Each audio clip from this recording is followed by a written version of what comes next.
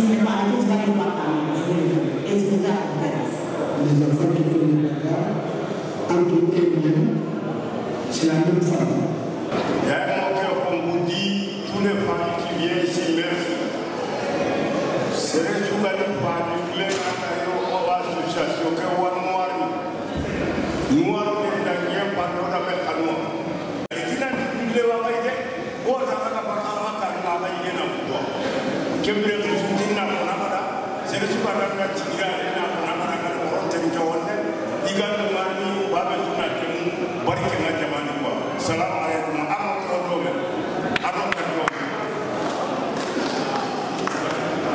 bon, tous les familles qui sont venus ici, on vous remercie beaucoup. On vous aime, vous nous aimez. Tu peux dire quelqu'un ne vient pas, si tu n'aimes pas, il ne vient pas. On trouve tout ce qui est venu à la salle, nous aime de l'association. Pour cela, on vous remercie beaucoup pour votre fidélité. Il y a un mangé qui fait, on sait tout le monde qui est à la maison, on a bien mangé. Mais il y a certains bouts qui est là, on va essayer d'écouter un peu. Merci beaucoup. Merci encore et merci toujours pour tout le monde. Merci.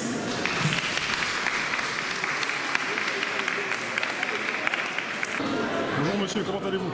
Ça va, oui. Vous allez bien? Ça va. Est-ce que vous pouvez nous présenter un petit peu votre association? Oui. Alors, notre association, c'est une association qu'on appelle l'Association socio-culturelle d'agréés de famille. Cette association a été créée en 2002. Jusqu'à maintenant, nous travaillons sur la base familiale. Alors, la base familiale, c'est-à-dire entre hommes et femmes, entre les femmes et ses enfants, entre les hommes et ses enfants. Alors, vous avez actuellement en France ici, presque, nous avons la première génération qui est déjà en faillite. En faillite, c'est-à-dire qu'ils se sont dans l'impasse et égarés. Aucune de nos filles n'a de métier professionnel. Aucune de nos filles n'a de métier professionnel. Donc il faut qu'on les aide. Il ne faut pas qu'on les laisse comme ça dans la rue. Alors c'est ça que la médiation est basée sur ce thème-là. Et pour le redressement entre les enfants aussi, il y a le conflit qui est entre eux, pour que la réconciliation intervienne entre les enfants aussi, pour qu'ils soient réconciliés. Et on a des centres de formation avec les centres locaux, pour l'emploi et tout ça, pour que les enfants puissent apprendre le métier pour aboutir à un travail.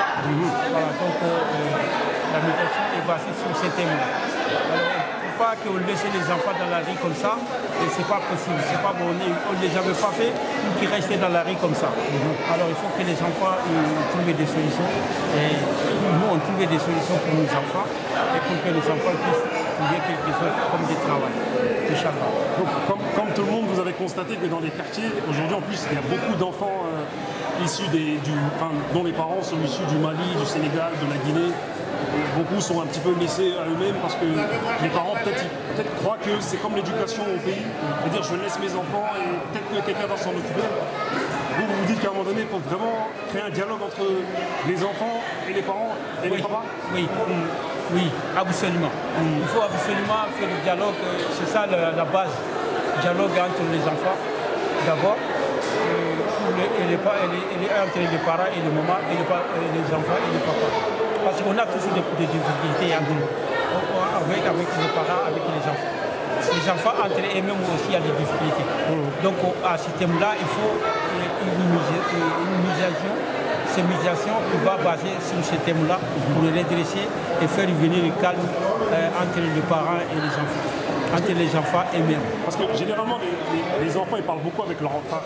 Voilà. Les enfants issus de l'Afrique, voilà, ils parlent beaucoup avec leur maman, mais pas avec leur papa. Voilà, comme vous venez de dire, voilà, les enfants, ils sont pas on n'a pas beaucoup de communication avec les enfants. Ouais, avec les papas, surtout les papas. Les mamans un petit peu, mais les papas, sûrement pas. Et pour vous, pour ceux qui ne savent pas, c'est quoi la raison pour laquelle les papas, ils ne parlent pas trop avec leur fils, surtout leur fils, parce qu'ils parlent beaucoup avec leur fille, mais pas beaucoup avec leur fils.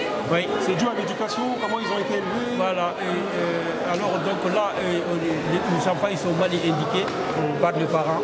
Pourquoi ils sont mal indiqués par les parents? Parce que les parents ils ne parlaient pas beaucoup. Alors donc ils ne montraient pas beaucoup, ils n'indiquaient pas beaucoup. Alors on a perdu notre code qu'on avait en Afrique. Et si on avait appliqué les codes de l'Afrique ici, ça serait été bon. Mais on a laissé les codes de l'Afrique, on a pris les codes européens et français. Et ces codes européens et français, ça veut dire que quand le papa il dit mon fils fait ça, il dit ah non papa je ne peux pas faire ça. Ça c'est dit pas, ça c'est nous. Alors ça c'est le code européen et français. Alors si on avait appliqué le code africain, et les fils et les filles ne disaient jamais à papa ou à maman, non, je ne peux pas faire ça, non, je ne fais pas ça. Voilà. Donc on a perdu ces codes-là. Il faut qu'on réplique ces codes-là, il faut qu'on reprenne ces codes-là. Alors donc il faut qu'on redresse les enfants pour qu'on puisse parler avec les enfants et les sensibiliser, les orienter vers un avenir. C'est-à-dire vers un avenir, comme je vous l'ai dit tout à l'heure, leur donner des formations professionnelles pour que les enfants puissent avoir du travail. Inch'Allah, c'est ça les bases. Mais vous ne dites pas aussi qu'il faut aussi que les papas, surtout les papas, racontent comment ils ont vécu au pays, leur vie, parce que vous avez une vie au pays qui est riche. C'est-à-dire même vous pouvez même écrire un livre, même vos enfants même peuvent écrire un livre sur vous. Est-ce qu'il ne faudrait pas que les papas, il ne faut pas créer des espaces avec les enfants, les papas, les fils, les filles, ou les papas et les fils, où les papas ils racontent leur vie. Oui, moi je suis arrivé en France comme ça, j'ai vécu telle jeunesse, toutes les époques que vous avez passées. Est-ce qu'il ne faut pas créer des espaces comme ça, selon vous? Voilà. Et c'est ça le code, c'est ça la base. C'est ça qui manque. Alors si on avait ça, c'était bien, mais c'est ça qui manque là. C'est ça les codes africains chez nous là-bas. On n'expliquait pas notre situation familiale. Nous, comme on est vécu, comme on était avec une père et une mère là-bas en Afrique, et les enfants ici, ils ne savaient pas ça. Mais il fallait qu'on explique ça. On n'a pas expliqué ça, c'est ça qu'on a dit, les codes perdus. Voilà, on n'a pas d'explication à donner à ça. Les papas et les mamans, ils n'expliquaient pas d'où on est venu, quelle est la situation de là-bas. Et les enfants, ils n'ont jamais été là-bas, ils ne savaient pas comment ça se passe là-bas, on ne leur a pas expliqué, ils ne comprenaient rien. Voilà, tu vois, il faut qu'ils viennent, et c'est ça qu'on appelle le code européen français. Il faut qu'ils viennent ici en France. Voilà. On dit on est en France, on est en Europe. Voilà, on n'est pas en Afrique. Alors, ça veut dire que le code est perdu. Ça veut dire que nous, on est sur le point d'être perdus dans nos enfants. Alors si on ne serre pas la ceinture, et si on ne redresse pas, on perd les enfants. C'est-à-dire que la première génération, c'est déjà dans l'impasse égaré. Ils ne savent pas quoi faire, ils ne savent pas où aller.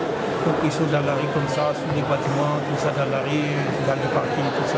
Quand ils voient les policiers, ils courent. On n'a pas fait les enfants pour ça. Voilà, c'est ça, je regrette. Il faut qu'on serre la ceinture. Surtout quand on nous fait l'appel pour dire que venez, on va parler, et on voit que les mamans, les papas, ils ne bougent pas.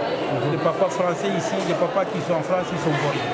Moi, je l'ai dit, j'appelle sur le site plusieurs fois. Vous voyez, même ici, il n'y a que des femmes, les enfants, les pères, ils ont pas. Beaucoup de papas. Voilà.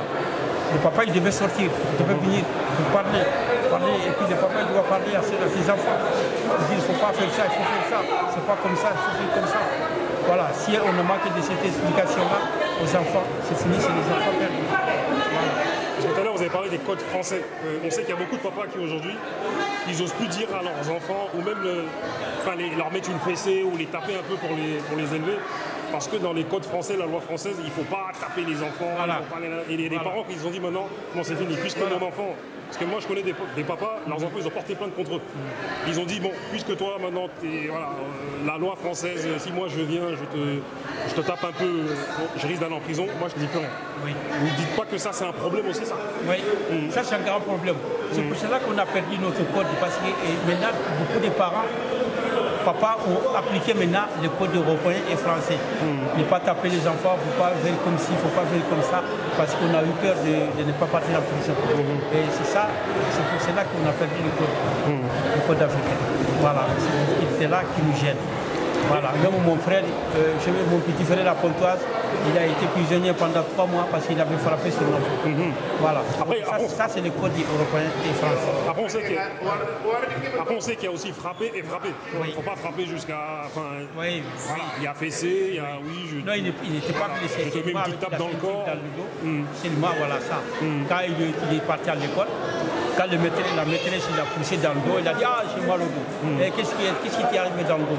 Moi, il a dit « C'est papa qui m'a frappé avec la ceinture. »« Ah, attends, je vais voir ça. » Ils sont regardés, il y a un petit truc là, comme ça, la ceinture, trace des ceintures. On a dit c'est un criminel.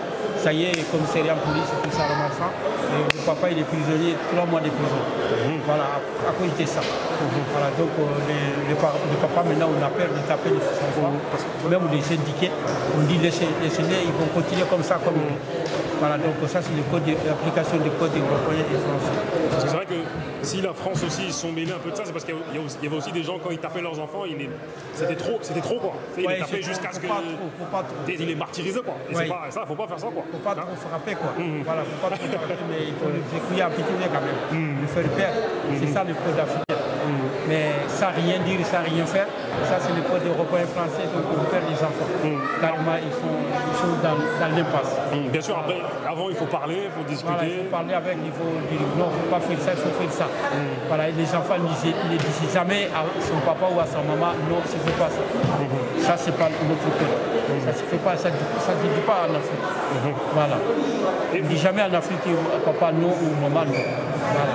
Et vous dites-moi aussi qu'il y a un problème avec beaucoup de papas qui s'en vont, ils ont une grande famille ici, ils s'en vont en Afrique, ils restent 6 mois, 7 mois, après là-bas aussi ils marient, des fois même ils marient une autre femme là-bas, après ils ont une autre famille là-bas, après ils laissent les enfants ici, enfin,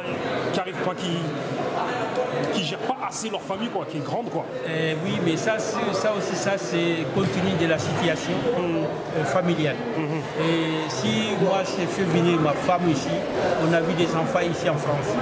Et quand je vais rentrer en Afrique, quand je demandais à ma femme, les enfants de rentrer en Afrique, qui disent non, si la maman et les enfants ils se disent non, nous on ne rentre pas, on va rester là, donc on les laisse ici, à ces conditions-là. On ne peut pas les obliger de rentrer. On les laisse ici. Moi j'ai rentré, je serai obligé de me marier avec une autre. Je n'allais pas rester comme ça. Voilà, c'est comme ça que ça s'arrive dans la famille. Voilà, ce qui veut dire qu'il y a un problème, ce qui veut dire que la mère ne voulait pas y aller. Il se marie. Voilà, en Afrique. Et pourtant, c'est son mari qui l'a fait venir ici. Voilà. Et elle est venue ici pourquoi? Parce que son mari était là. Et si son mari rentre en Afrique, pourquoi il ne rentrait pas en Afrique avec son mari? S'il veut rester ici, reste ici. C'est-à-dire qu'il a appliqué maintenant le code européen. Parce que la France dit, le code européen dit on ne peut pas obliger les femmes et les enfants à faire n'importe quoi s'ils ne veulent pas. Et c'est nous là-bas, on les oblige à le faire. Voilà. Donc ça, ils sont appliqués le code européen et français. Voilà. Bon, pour finir, vous m'avez dit que vous avez reçu une médaille là. Ah oui, je travaillais beaucoup. Hein. Juste là, je travaille beaucoup là. Ça, c'est le ministère du Travail. Voilà. Montrez-moi bien la médaille là, comment oui, ministère du Travail. Ça. Ouais. Okay. Donc vous avez travaillé depuis 70, c'est ça? Depuis 1970. Et quel travail vous avez fait depuis 70? J'ai fait beaucoup de sortes de travail parce que dans un premier temps, quand je suis arrivé en 1970, c'était en mois de février. Et alors donc je me suis inscrit à la ville de Paris. Et la ville de Paris, ils m'ont envoyé à Marseille pendant 10 mois. J'ai appris la technologie de nettoyage. Et quand je suis revenu après 10 mois, je suis sorti d'abord comme un chef d'équipe. Je suis venu, j'ai travaillé 6 mois ici comme un chef d'équipe. Et après, je suis devenu contremaître et contrôleur de la voie publique. Voilà, et depuis un certain temps, avec les voitures, je contrôle à l'époque-là. Et on ramasse les poubelles le matin, c'est pas l'après-midi, c'est pas le soir. Alors, si une maison qui ne fait pas sortir la poubelle le matin du bonheur, si le camion passe, après que vous faites sortir les poubelles, et moi je fais les PV, je viens, je marque le numéro de la porte et tout ça, le propriétaire et tout ça, on envoie le PV propriétaire, j'appelle le camion, il revient pour prendre les poubelles. Voilà, donc je faisais ça. Et les balayeurs, ceux qui ne balayaient pas la rue, tout ça, je signale c'est quel service qui était dans ce service-là. Ce service-là, il n'est pas fait. Ce service-là, il est fait. Voilà, c'était ça, c'est ce que je faisais. Voilà. Aujourd'hui, maintenant, vous êtes à la retraite. Voilà, maintenant je suis dans la retraite. Voilà, vous avez beaucoup travaillé. Dans la retraite. Voilà. Donc maintenant à la retraite, aujourd'hui, maintenant vous avez décidé de vous consacrer. Voilà. Okay, merci. Maintenant vous avez décidé. J'ai maintenant encore beaucoup de longue vie et puis beaucoup de santé. Vous avez quel âge là? Quel âge vous avez? Moi j'ai 74 ans cette année. En tout cas, 74 ans, vous faites bien jeune. Ah bon. Non, mais parce que quand j'étais jeune, je suis venu jeune ici, je n'ai pas travaillé beaucoup. Je préfère apprendre le métier et rester derrière le travailleur. Voilà. Tu vois, je n'ai pas beaucoup travaillé. Voilà. Donc maintenant vous avez décidé de vous consacrer à votre association. C'est pour cela qu'il faut que les jeunes ils prennent le métier. Le métier c'est bien. Mais sans métier, tu n'as rien. Tu travailles comme Bassam, mais tu n'as rien. Même au niveau de la paix, tu n'as rien. Parce qu'il n'a pas de qualification professionnelle. Voilà. Voilà, Inch'Allah. En tout cas, merci à vous. Merci beaucoup. Et à la prochaine. À la prochaine. Ça va, vous allez bien? Oui, très bien. Très bien. Franchement, on est très contents. Voilà, dites-nous un petit peu. L'organisation de cette journée des familles du 19e, ce n'est pas le 19e seulement, de toutes les familles. Parce qu'aujourd'hui, cette organisation, ça concerne l'ensemble des familles. Parce que nous avons constaté qu'il y a énormément de problèmes dans les familles aujourd'hui. Problèmes d'éducation, problèmes de déchirures dans les familles, les enfants, les jeunes avec leur environnement. Bon, l'organisation d'aujourd'hui consiste à cela. Pour que le message puisse passer, que ce soit à Paris, que ce soit dans les banlieues, que ce soit ailleurs, que tout le monde puisse prendre cet exemple-là, qu'on se serre la main, qu'on soit la main dans la main, pardon. Papa, maman, jeunes, voisins, il n'y a pas de couleur, il n'y a pas de différence de religion. Depuis à l'école, à la maternelle, jusqu'à 25 ans. C'est le moment où il faut que tout le monde s'implique dans l'éducation des enfants. Donc pour la journée d'aujourd'hui, elle consiste à cela. Merci beaucoup. Mais je donne à M. Aïdra aussi de continuer. Monsieur, dites-nous, parce qu'aujourd'hui on sait que dans beaucoup de quartiers, c'est beaucoup d'enfants issus dont leurs parents sont issus du Mali et du Sénégal, tout ça. Est-ce que maintenant vous dites que les papas, est-ce que c'est bien ce que vous faites là aujourd'hui là? Parce que je sais qu'aussi à Massy aussi, il y a des papas qui se sont réveillés comme ça. Est-ce que vous dites qu'à un moment donné, les papas, il faut qu'ils discutent avec leurs fils et qu'ils disent un petit peu comment ils ont vécu le pays, les voyages, le travail, tout ça? Alhamdulillah, moi je suis un papa de 7 enfants, gambiens. Alhamdulillah, nous on a eu beaucoup de soucis. Donc ici, quand on a quitté nos familles en Afrique, on est venu ici vraiment pour travailler et pour indiquer nos enfants constamment. Mais aujourd'hui, on a eu beaucoup de difficultés, des papas, des mamans. Donc, pourquoi les difficultés? Les enfants, ils ne font pas bien, ils ne vont pas faire l'école très bien comme les autres immigrés. Ils ne vont pas travailler. Donc, ils ne vont pas marier. Les enfants, ils veulent rester dans la rue. Donc ça nous donne beaucoup de soucis. Les enfants, ils sont en train de bagarrer entre eux, ils sont en train de tuer entre eux. Donc nous, on a dit ça, c'est vraiment l'impact pour nous et pour nos enfants. Il n'y a pas d'avenir. Si vraiment les enfants ils travaillent comme nous on travaille. Ah, machallah, les temps ils sont bénéficiés avec nous. Par exemple, moi, mon fils est payé déjà, donc 380 euros qui ne partent pas la caisse de l'État. Si cet enfant il travaille, donc toujours eux aussi, l'État il va gagner encore plus. Mais là, les enfants ils travaillent, ils ne veulent pas travailler, ils ne veulent pas être études, donc ils ne sont pas de l'avenir. Donc nous, l'avenir de la personne, c'est ces enfants. Donc si ils ne veulent pas travailler, ils ne veulent pas étudier, donc ils ne veulent pas marier. Donc le problème, ça va graviser dans la famille. Donc l'homme, il n'est pas venu pour crier. L'homme, il est venu pour faire bien dans la vie, travailler, étudier, faire tout avant jusqu'à la fin de le temps. Donc voilà, aujourd'hui, notre rassemblement aujourd'hui, c'est pour tout ça. Nous, on travaille avec des écoles, les responsables des écoles, les responsables de la police, les responsables des mairies, les responsables des assistants sociaux pour vraiment régler tous ces problèmes-là. que ce soit à Paris, que ce soit dans la région parisienne, que ce soit tous les côtés de la France, on est prêt aujourd'hui pour vraiment travailler avec tout le monde, des papas, des mamans, des voisins, des voisines, tout le monde, Inch'Allah. C'est ça l'islam. L'islam nous demandait ça. Hein? L'islam nous a demandé ça. Un jour, Omar, il était à la mosquée, il a dit les gens qui font adoration. Il a dit, qui est-vous? Omar a demandé, qui est-vous? Ils sont dit, nous, on est des adorateurs. Ils ont dit, vous mangez comment? Ils ont dit, nous, c'est nos familles, nos voisins qui donnaient l'hommage. Il a dit, non, vous n'êtes pas adorateurs, c'est vous voisins qui sont adorateurs. Voilà, donc Omar il a pris le patron, sortez-vous pour travailler. Donc voilà, aujourd'hui, le travail n'est pas travail, c'est pas dans l'islam. C'est pas dans l'islam. L'islam nous a dit travailler, étudier et travailler avec la groupe, avec la communauté. C'est ça l'islam a demandé.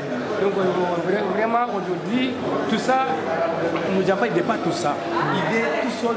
Donc leurs parents, ils sont venus à la retraite, les parents, il y en a qui sont malades, il y en a qui vraiment ils sont handicapés, mais tout ça c'est équipé pour les enfants. Donc vraiment, ça donne beaucoup de soucis, les parents. Donc c'est pour cela qu'aujourd'hui, on est là pour vraiment combattre tout ça, régler tout ça, Inch'Allah, avec l'aide d'Allah subhanahu wa ta'ala. C'est là. Donc aujourd'hui c'est comme si vous lanciez un appel à tous les papas de France, c'est-à-dire les papas issus des quartiers. Parce que d'habitude, c'est vraiment les mamans qui...